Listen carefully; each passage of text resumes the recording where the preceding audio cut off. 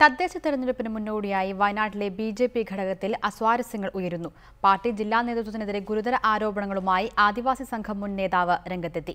എന്നാൽ ആരോപണങ്ങൾ ജില്ലാ നേതൃത്വം പൂർണ്ണമായും തള്ളിക്കളഞ്ഞു. അതിനിടെ ന്യൂനപക്ഷ മോർച്ചയുമായി ബന്ധപ്പെട്ട് പ്രവർത്തിച്ചിരുന്ന 3 പേരെ പാർട്ടിയിൽ നിന്ന് സസ്പെൻഡ് ചെയ്ത നടപടിയും വിവാദങ്ങൾക്ക് ഇടയാക്കിയിട്ടുണ്ട്. ബിജെപിയുടെ പോഷക സംഘടനയായ ആദിവാസി സംഘത്തിന്റെ മുൻ ജനറൽ സെക്രട്ടറി നെട്ടമ്മാനി കുഞ്ഞിരാമനാണ് ജില്ലാ കമ്മിറ്റിക്കെതിരെ രംഗത്തെത്തിയത്. 2012-ൽ ആദിവാസികളെ മുൻനിർത്തി ഭൂസമരം നടത്തിയ വകയിൽ 32,800 രൂപ തനിക്ക് ലഭിക്കാനുണ്ടെന്നാണ് കുഞ്ഞിരാമന്റെ അവകാശവാദം. ഭൂമി കയ്യേറുകയും ഭൂമി കയ്യേറ്റത്തിന് നേതൃത്വം കൊടുത്ത ഒരു വ്യക്തി എന്ന നിലയ്ക്ക് എനിക്ക് ചെലവഴിച്ച തുകയായിരുന്നത്.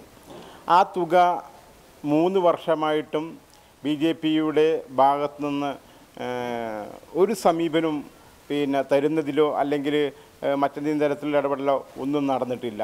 നീതി ലഭ്യമാക്കണമെന്നാവശ്യപ്പെട്ട 23-ന് BJP ജില്ലാ പ്രസിഡന്റിന്റെ വീടിന് മുന്നിൽ സത്യാഗ്രഹം നടത്തുമെന്നും കുഞ്ഞിരാമൻ അറിയിച്ചു. എന്നാൽ കുഞ്ഞിരാമന്റെ ആരോപണങ്ങൾ അടിസ്ഥാനരഹിതമാണെന്നും ഒരു തുകയും കൊടുക്കാനില്ലെന്നും BJP ജില്ലാ പ്രസിഡന്റ് K. സദാനന്ദൻ വ്യക്തമാക്കി. അദ്ദേഹവുമായി ബന്ധപ്പെട്ടിട്ട് കുറേ ആദിവാസി സംഘത്തിനുള്ളിൽ തന്നെ ചില പ്രശ്നങ്ങളുണ്ടായി. അങ്ങനെ മാറ്റി നിർത്തപ്പെട്ട ഒരാളാണ് നെട്ടമ്മാനി കുഞ്ഞിരാമൻ.